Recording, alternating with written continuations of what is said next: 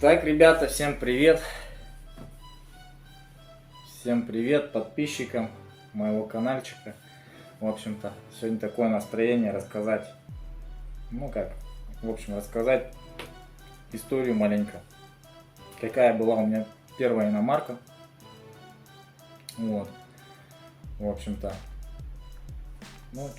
как я ее купил, как ее эксплуатировал.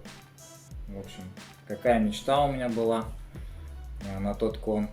В общем-то, поехали. Короче, был это 2008 год. Исполнилось мне тогда, как исполнилось. Права у меня уже тогда были. Владел я отцовской машиной, Жулькой 01. Вот, ВАЗ-21013 была тогда, с фиатовским движком. И загорелся я тогда мечтой купить иномарку. Вот. Как такового представления, какую иномарку, всегда как-то в глаза бросались у меня Кроуны, Тойоты, вот эти морковники. Маркообразы тогда пошли очень сильно к нам. Чайзеры, Кресты и вот эти марки. Марчка я этого заприметил как-то, в общем-то, у друга, у знакомого хорошего. Вот. Пригнал он тогда Марчка этого беспробежного с Владика. Все красавчик такой был, вообще беленький весь. Все по поселочку гонял, видно было, что мечта появилась такая. Думаешь, ё-моё, вот пацаны катаются, тоже охота такую машину. Вот. Денег тогда не особо было, тогда я еще не работал. И ближе к 2008 году я устраиваюсь на работу, уже работаю водителем на погрузчик. Устроился я водителем на погрузчик. Первый год работал так, деньги непонятно куда уходили, а уже второй, третий год уже начал задумываться копить на машину. И зарабатывать стал чуть-чуть побольше. Вот. И начал я так потихоньку, помаленьку откладывать по 10 тысяч, по 20. Зарплата тогда у меня была примерно, когда 30, когда 25, когда 40 тысяч, когда, вообще по-разному было. Это была сдельная работа, поэтому всегда было все по-разному. В общем-то, накапливаю я где-то сумму в 50 тысяч рублей. Нет, вру. Чуть больше я накопил. 1080 я тогда накопил точно. И начал задумываться уже. Покупать иномарку. Денег не хватало. Опять же, марчки тогда стоили в районе 150 тысяч. Хороший заряженный 200, 180. Такие ценники были. Вот, если он будет черный, люкатый, на обвесе, с летишком с хорошим, он стоил 200 тысяч почти. Вот. Чайзеры тогда еще, они уже заходили тогда, но я что-то их тогда особо не примечал. Были они, конечно, но вот тогда, когда я загорелся машиной, особо их не мелькали они. Вот. В общем-то, накапливаю я эти 80 тысяч, и что-то пошел я в гараж. Просто в гараж пошел поковыряться, и мне пацаны такие: о, Алёха же, говорит, машину продает. Я говорю: да ну нафиг, марчок что ли? Да, говорит, белый марчок продается, можешь его спросить, чё почем. Я захожу к Лёхе в гараж, а он как раз его весь перетрясает, ходовку ему делает, перебирает что-то, вот. И что-то давай разговаривать за него. Че, говорю, Леха, продаешь что ли? Да, говорит, нет, говорит. Кто тебе такой, сказал? Я говорю, сказали пацаны, что продаешь. Да нет, говорит, вот перебираю под себя, говорит, делаю. Он контракты из запчастей набрал, он взял тогда шаровые, линки, новые какие-то рычаги, все по ходовке, он полностью все полностью перебрал. Вот. Я говорю, а что у тебя, вроде бы слышал, что-то с движком было. Да, говорит, движок, говорит, который с Японии, он машину, получается, он пригнал и закипятил. Я говорю, а что за двигатель? Он говорит, 2 LTE. Я говорю, а что за движок такой? Ну как бы. Он, да, турбодизель. Я говорю, да ну нафиг. Ну да, 2.4 турбодизель. Вот, говорит, контрактный, говорит, поставил. Только что, говорит, пришел с Японии. Я его, говорит, воткнул. Смотрю, контрактный движок стоит. Что-то движку пробега там 1050, наверное, всего было там. Вообще фигня, короче. Все, он вот чпок заводит, он с первого вот так вот пол ключа так проворачивает в полоборота. Пух! Бум-бум-бум-бум-бум-бум-бум. В натуре дизель, короче, работает, смотрю. Это самое. Я говорю, ну как-то это, посидел так, ну понравилась машина, думаю, вообще. Ну и как бы пообщался я с Лехой, ну и пошел домой. Ночь такой, бах, не сплю, думаю, ё-моё, вон бы забрать бы его как бы как. А денег у меня, ну как бы я ему предложил же, говорю, давай. Он говорит, ну давай, говорит, за 140 тысяч типа заберешь. А у меня 140 не было, короче. Ну вот. Ну, как бы у меня было всего 80. Ну а так вот думаю, ну как бы вот договориться с ним, там, может в рассрочку как-то можно. Короче, пошел я на второй день с ним общаться, говорю, Леха, давай, говорю, в рассрочку, может как-нибудь. Он, а сколько у тебя денег? Я говорю, ну 80 тысяч есть. Ага. Ну и все, забираю я его как бы в рассрочку. За 80 поехали, мы его оформили, все. Ну я говорю, я буду тебе по 10 тысяч там каждый месяц там в течение года там давать, ну как отдам, так отдам. Ну и так получилось, короче. Вот. Ни расписок никаких, ничего не было, просто я по 10 тысяч там зарплату получаю, десятку, сразу Лехе домой заношу, он хоп-хоп. Все, ну и так потихоньку я, короче, приобрел первую свою иномарку. Вот. Марк 2 белого цвета, 2.4 и задний привод был. Ну и давай такой, я его купил тогда, помню, первую такую ночь. Это самое, катались. Музыка там была простая, ничего такого особенного. Такой еще кассетник был, кассета так плавно вставлялась, так утоплялась, туда заезжала, да, прикольно. Ну, все зелененькое было, тут подсветка, короче. Вот. Ну и все. Начал я юзать так вот Марчка этого. Был у него маленько там косяк, чуть-чуть с правой стороны, по-моему. Дверь была притерта так. Ну, зазор, короче, он как бы крыло с дверью немножко вот так вот. Ну, смотрелось, конечно, не очень. Ну, и как бы потом я все-таки хотел его сделать. Вот. Ну, так я и катался на нем 2 года где-то. Да, на дачу ездил, по поселку, до работу. Как бы жил я тогда в Максоголохе, вот поселок у нас городского типа. Там же и работал, и все. Вот. Ну и это. Зиму пережил, лето наступило. Ну и что-то это самое. Дай-ка, думаю, я на нем потаксую. Угу. Ну и начал таксовать. В таксомоторку как бы устроился, дали мне эту шашечки, короче. Антенну выдали, рацию, там все дали. Вот. Начал таксовать. Ну, где-то заказов, может быть, в день я 7 сделал. Ну, и что-то я так начал гонять на нем жестко прям. В азарт, видать, вошел. Вот этот вот. Заказы начали давать. Ну, и бабки. Вот этот вот вкус денег, короче, появился. Думаю, ну, хоть погонять вечером, там, заправиться тудым-сюдым. Ну, и все. И тут что-то выезжаю я с парковочки так вот.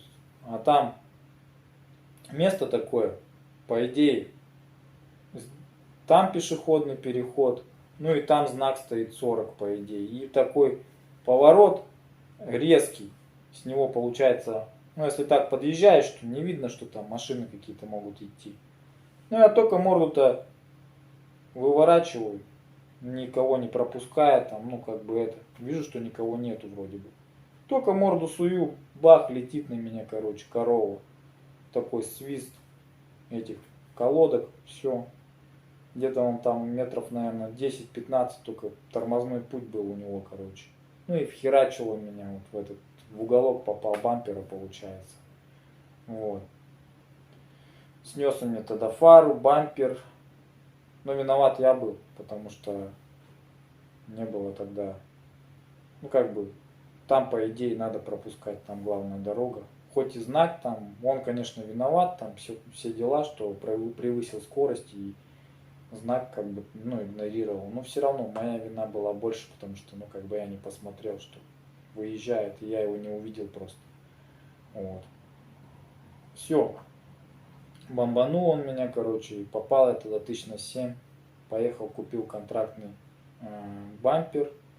Бампер в цвет не удалось как бы мне найти. Купил я тогда такой серого цвета. Ну и краски баллонов взял. Сам в гараже все покрасил. Вот. Фару поменял. Потом рамка там такая есть, подфарник такой получается. Ну, тоненькая такая. Ее тоже новую поставил тогда. На нее тупо крепится фара. Вот. Все. Ремонт 7000, и я опять как бы в строю. Все нормально. Все, езжу. Потом у меня в голову взбредают всякие идеи, там, тюнингануть его там. Появились тогда уже реплика обвесы. Это уже год был 2009-2010, вот так реплику стали обвес делать. Ну и заказывал я Vertex обвес, ему ставлю. Тоже пришел он весь под покраску, сам красил все. Литье захотел. Литье мне понравилось, артезовское на 17-м, низкопрофиль. Тогда я взял как бы, ну, устроился я уже на другую работу, уже не водителем.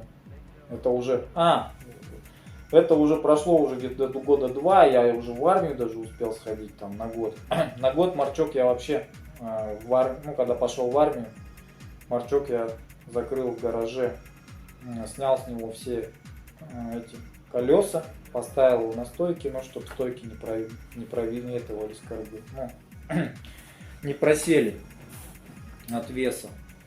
Ну и все. Электронику, аккумулятор все отключил, гараж закрыл на 8 замков. И все. И поехал, короче, в армию. Вот, в армию год я сходил, прихожу, все, Марчок выгнал. Ну и все, устроился я тогда на другую работу. Уже уехал я в город, переехал. Устроился я тогда в Ленское речное пароходство. Как бы уже после института у меня уже все, корочки были, все. И я устроился в отдел информационных технологий, короче. Все. Стал снимать квартиру, жить. Первое время на Марчке ездил с поселка до города. Наверное, месяц я катался каждый день, почти 100 километров туда, 100 километров обратно. У меня пробеги были вообще мощные прям. Ну и потом снял все-таки квартиру. Ну и так и поселился, короче. Начал зарплату получать, ну и пошла у меня всякая там тюнячку решил покупать, там такое вот все моменты. Купил я артезовское литье, поставил вот этот обвес Vertex, на покраску машину загнал, устранили мне все эти, вот этот зазор, короче, машину полностью мне лодочкой покрасили, тогда снежкой. Цвет такой был классный вообще.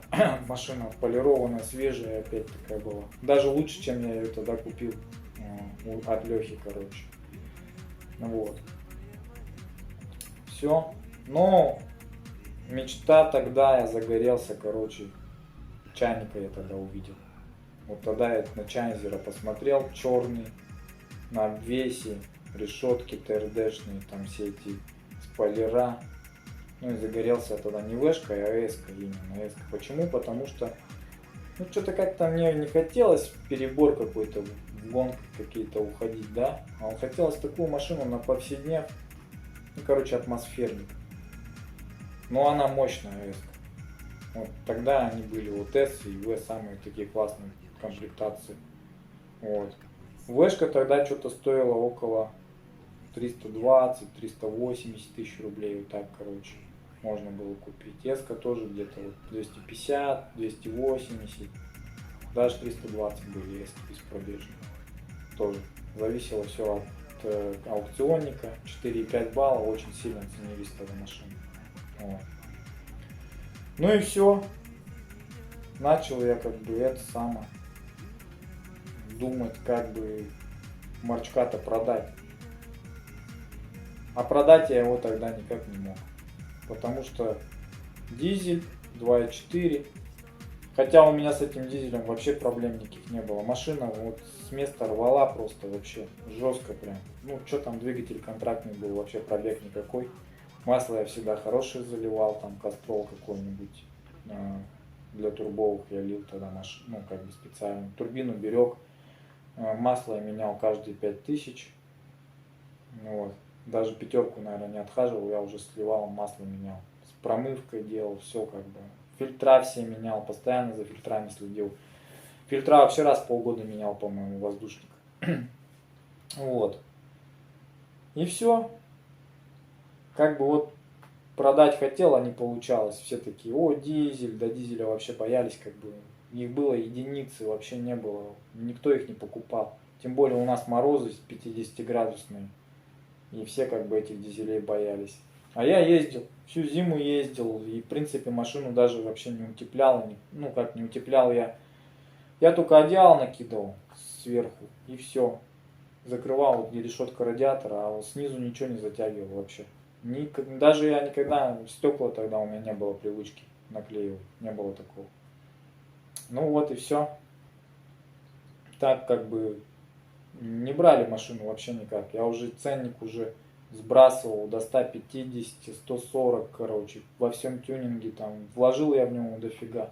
Это я его за 140 взял, я его тогда 1100, наверное, 120 я вложился.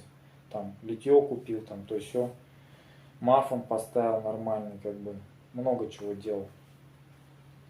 Вот. И что-то как-то не актив. Потом я на год, наверное, на два вообще с этой идеей забросил. Чайник от меня как-то отвлек тогда. Ну и что-то я начал копить деньги и накопил я тогда около, в районе что-то 300 тысяч рублей по зарплате, там, либо я кредит взял, я не помню. Да, по-моему, кредит взял. Кредит взял и думаю, ё-моё, сплавить бы сейчас марчка опять. И 1150 бы мне, 140 хотя бы с плюсом, я бы мог взять бы какой-нибудь джипик. Что-то меня тогда на джип как бы повернул на полнопривод. Смотрел прадики. Прадики стоили тогда 600, 500, 50, короче, вот так вот можно было взять, в принципе. 95-й прадик. Ну и все. Даю что-то объявление, и тут бах, покупатель звонит.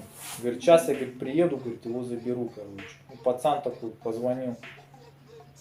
Видно, что под шофе с компанией, видать, что ли, или как. Короче, сейчас, говорит, мы приедем.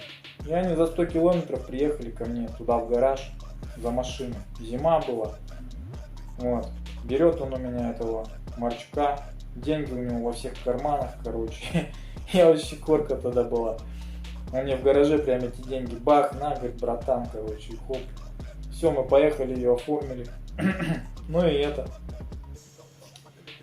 Ключи ему отдаю, они как синие были, так синие за руль сели, так и уехали на нем. Я думаю, блядь, пизда, наверное, Марку, короче.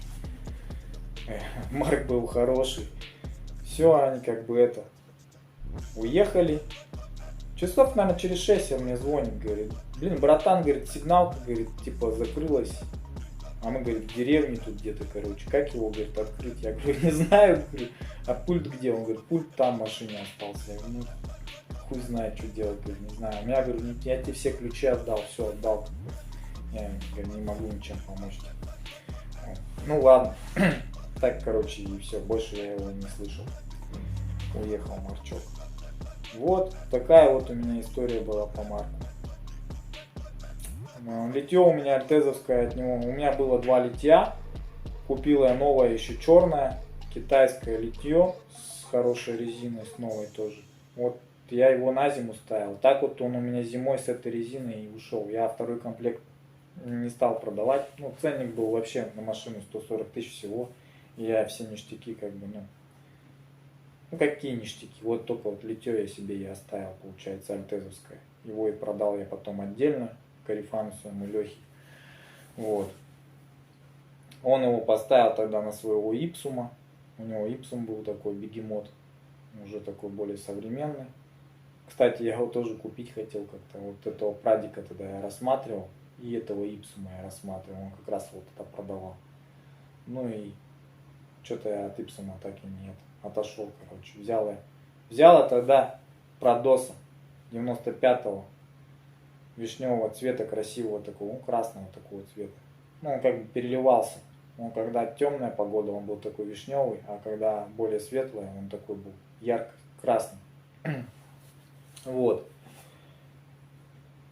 Ну, это уже совсем другая история. Наверное, про прадика потом расскажу, как я его купил тоже, как ездил, эксплуатировал. Что хочу сказать по Марку. Марк был вообще вот такая машина классная. Он мне дал много эмоций. Был он у меня в моих руках почти 10 лет. Почти 10. Ну, 8 лет он у меня был. С 2008 по 2016 он был в моих руках полностью. Ездил бережно его, жалел, берег, как бы. Ну, но топал он, конечно, я ему иногда харча давал. 2 ЛТшка был.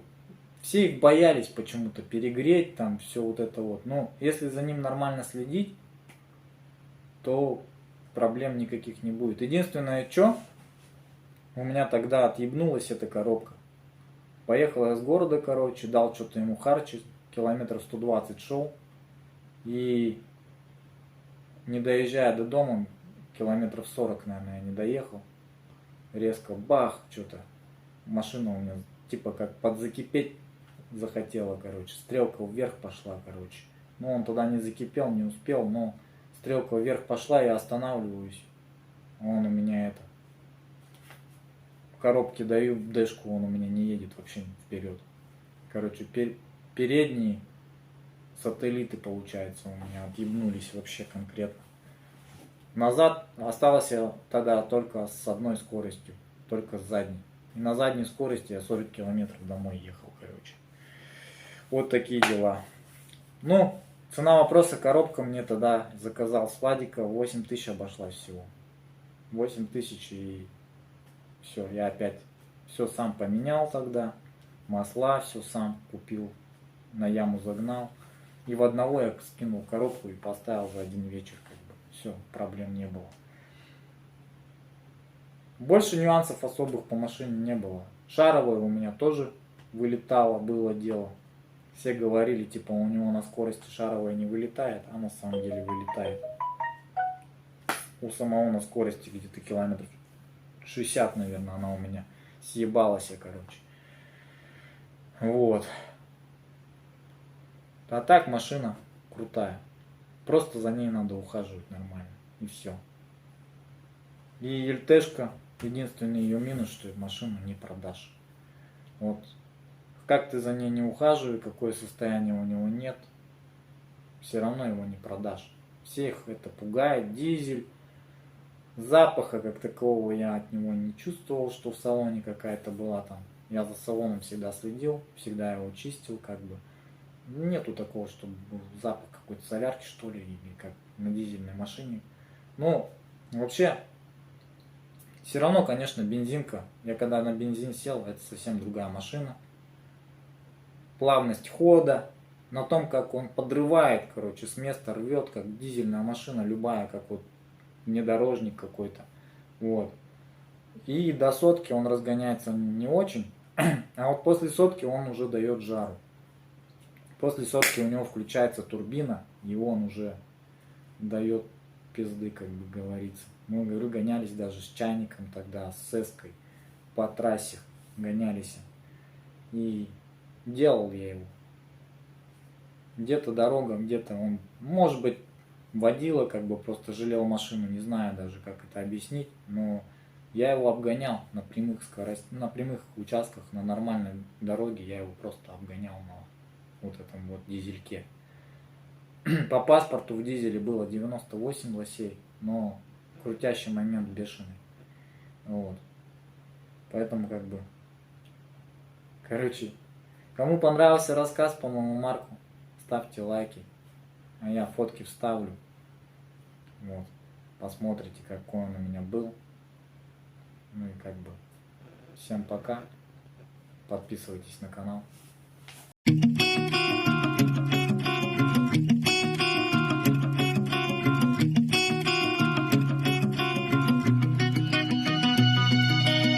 Последний самый самурай идет по городу в стороны, уступи дорогу мне. Последний самурай идет по городу в стороны, уступи дорогу мне. Ранней весной на большой дороге умер самурай, мудрый старый воин. О храбрости его это легенда. Красивая смерть, еще одна победа. Без капли крови, продуманный, отважный. Ярость закалял свою на городских ухабах. Знатный феодал, хозяин уличных трасс. 5, 4, 3, 2, раз. Скорость, главное оружие воина. И спокойствие, как у Т-90. Никто не смог победить его в бою. Он совершенен был, как лист сакуры на ветру. Он умер, достигнув высшей степени свободы. Когда нет запрета на двойные сплошные полосы. 1993 год нашей эры. Самураи не уважали айрон-эги. Последний самурай идет по городу в стороны, уступи дорогу мне. Последний самурай идет по городу в стороны, уступи дорогу мне. Последний самурай идет по городу в стороны, уступи дорогу мне. Последний самурай идет по городу в стороны, уступи дорогу мне. Последний самурай идет по городу в стороны, весь тюнинговый на 17-м литье. Низкий профиль, 600 коней под капотом, DVD, MP3, телек там, сап там. Люка не было, да он и не нужен там. Внедорожники считали его злодеем. Из-под себя асфальт вал, не жалея резины, колес не стоит. Агрессивность днем в скорейных пеленах. На светофорах фаер-леди изрядно потели, видя такого зверя. Оптовые продавцы полосатых палок на каждом столбе готовили облаву. Но все проходил прошаренный таури, оставляя за собой клубы пыли. Последний самурай идет по городу в стороны, уступи дорогу мне. Последний самурай идет по городу в стороны, уступи дорогу мне. Последний самурай идет по городу в стороны, уступи дорогу мне. Последний самурай идет по городу в стороны, уступи дорогу мне. Из соперников ему был равный трешечный сенсей ислама Чайзер. Этот парень тоже был не прочь погонять по жилам кровь и в снег, и даже дождь. Даже супертяж донариста с ним не тягаться, мешала одышка. Вдова Эва из клана Куата забрала тело самурая себе на дачу. Поставила памятник воину на цветной прикол, чтобы он не пускал ворон к ней в огород. Под его документы пришел конструктор, двухполовинчатый грант, новый кузов. Но этот полу-гламурный тип потерял свой хищный акулий вид.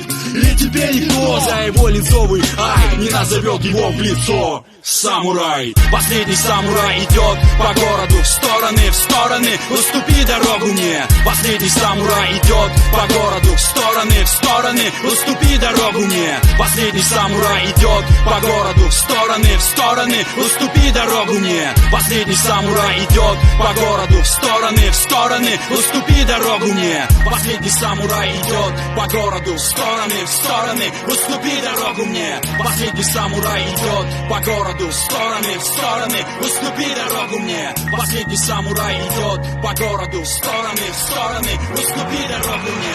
Последний самурай идет по городу в стороны, уступи дорогу мне.